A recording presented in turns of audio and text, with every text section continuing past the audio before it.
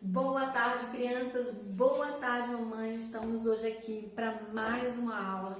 E hoje a nossa aula é de ciências. Vocês, crianças, devem estar perguntando o que é que tia Lola está fazendo com essa bexiga na mão, né? Com esse balão. No livro de vocês, na página 14, tem uma ilustração mostrando, né, um balão. Hoje nós vamos falar sobre o ar. E é por isso que eu estou com essa bexiga aqui. Aqui dentro dessa bexiga, o que é que tem dentro dela? Vocês conseguem ver? Não está conseguindo ver, não é? Vou abrir aqui, tá? Ó. Tá vendo aqui?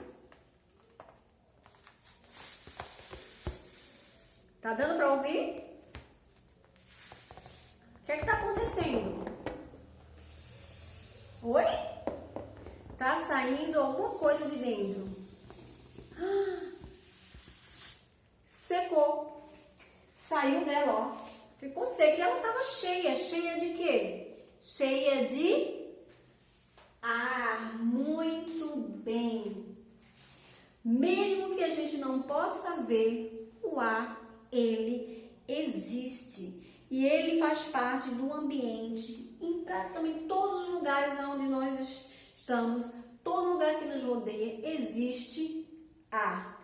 Podemos percebê-lo como? Ao respirar muito bem, entrando e saindo do nosso nariz. Ao empinar uma pipa, quem de vocês empina a pipa? Então, empinando a pipa, vai ver que o ar está ali segurando a pipa. Vendo as folhas de uma árvore balançando, quando a gente vê as folhinhas da árvore, então a gente está vendo que ali a gente pode perceber o ar. O ar puro, ele é incolor. O que é incolor? É que não tem cor. O ar puro, ele é inodoro. O que é inodoro? Não tem cheiro. E o ar insípido não tem gosto. Vou dar uns exemplozinhos aqui.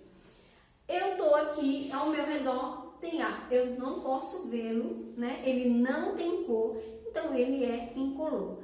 Mas quando alguém toca fogo em algum lugar e começa a sair aquela fumaça escura, a gente começa a ver no ar, né, algo escuro, ali o ar ele ficou poluído, então passou a ter cor, né, aquela cor escura. Inodoro, não tem cheiro. Aqui no meu ambiente não estou sentindo cheiro de nada. Aí em casa vocês também talvez não estejam sentindo cheiro de nada, dependendo se não tem algo com algum que você possa sentir cheiro aí. Mas vou dar outro exemplo. Se a gente deixa a comida ali parada, ela começa a ficar ruim, apodrecer, vai ficar com mau cheiro, não é? Então aquele mau cheiro, o ar, ele começou a ficar poluído com aquele mau cheiro de coisa podre.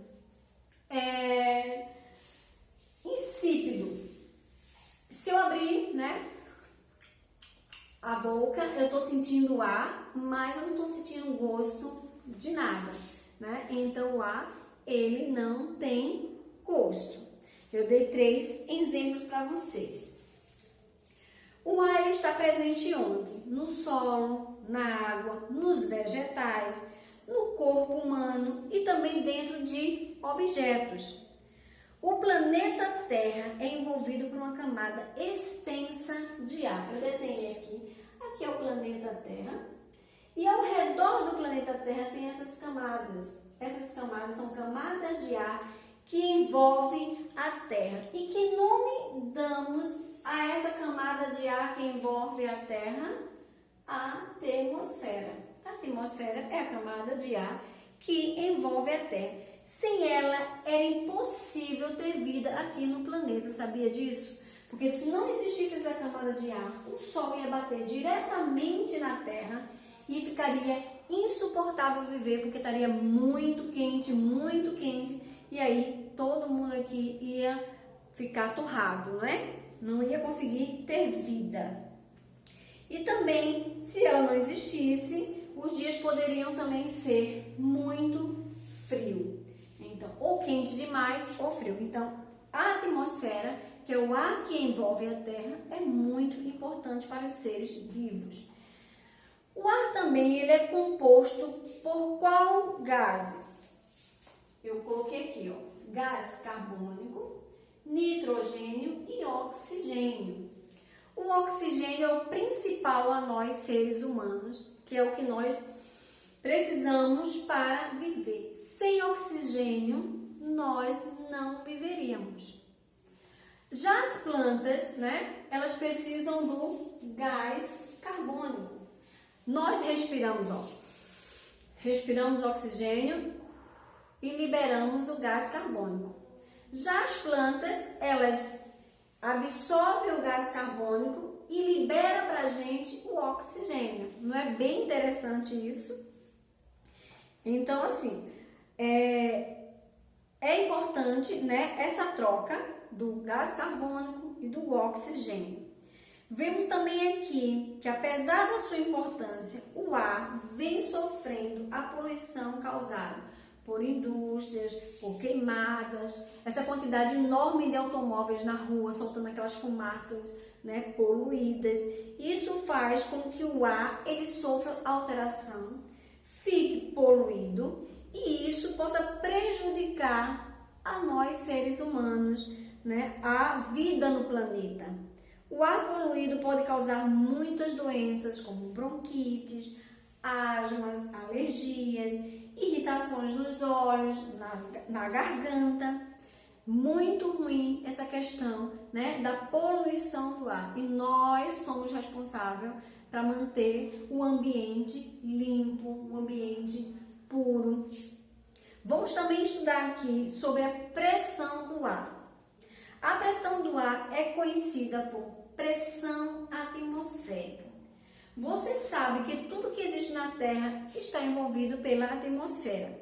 E esse ar exerce pressão sobre a Terra e tudo que nela existe. Tem um exemplozinho aí no livro de vocês, que é uma criança dentro da piscina. Quando nós mergulhamos na piscina, nós sentimos no nosso ouvido uma pressão. Não sei se vocês já perceberam isso, mas quando a gente pula na piscina, o nosso ouvido, né, por ter ar, aí tem aquela pressão, porque a água quer entrar e o ar ele quer sair. Então, tem uma pressão de ar no nosso ouvido e isso causa um desconforto, a gente sente um barulhinho, uma agonia muito grande. Por que isso acontece? Porque existe pressão de ar também dentro da água, né? Embaixo da água. E a temperatura do ar? Como é que a gente faz para saber se a temperatura está quente, se está frio, né? Se está úmido?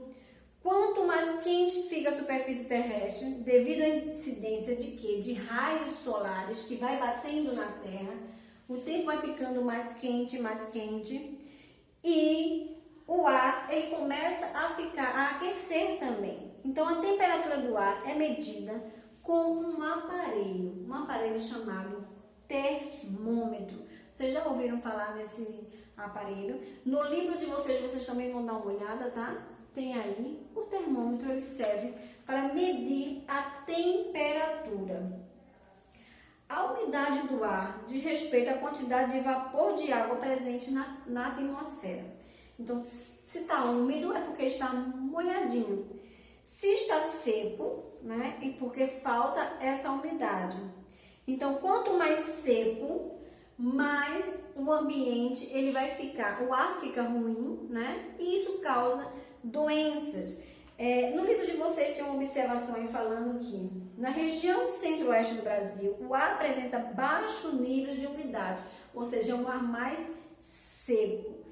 E isso faz causar alguns problemas de saúde, como sangramento no nariz. É muito comum pessoas lá na região centro-oeste ter esse sangramento no nariz, ressecamento da pele, irritação nos olhos, outras doenças também.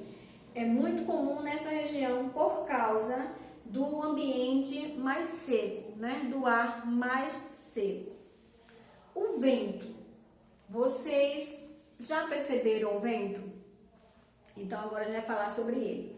podemos perceber a existência do ar por meio dos ventos. Os ventos podem ser classificados em fracos ou fortes, dependendo da velocidade. Então, quando a gente está, né, na frente da nossa casa, de repente está ali aquele frescor, aquele ventinho bem gostoso, aquilo ali a gente vai chamar, aquele ventinho bem calminho, a gente chama de brisa, que são ventos fracos e agradáveis, eles refrescam o ambiente, ajudam na secagem das roupas no varal, espalha a semente. Então, quando a mamãe coloca ali no varal as roupinhas de vocês e começa a se movimentar a roupa ali, se chama a brisa, né? Para poder aquele ventinho que faz secar a roupa.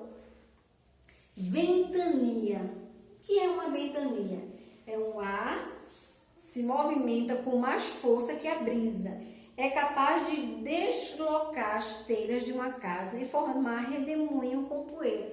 Então, é um vento tão forte que faz com que a telha possa, né, se soltar.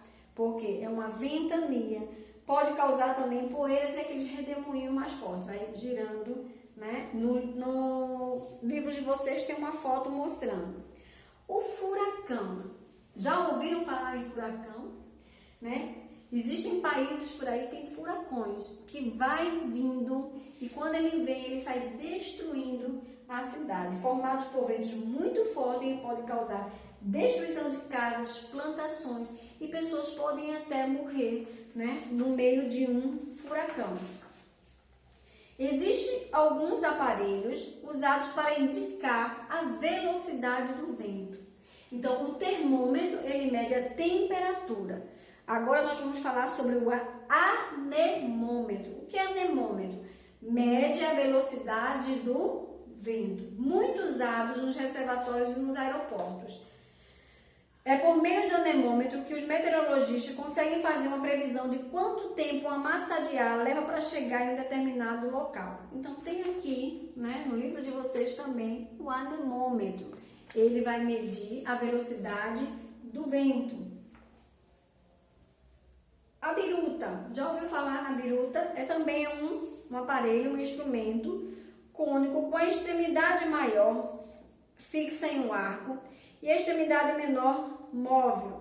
Tem como função indicar a direção do vento. Aqui, ó, ele parece mais um chapéuzinho, né?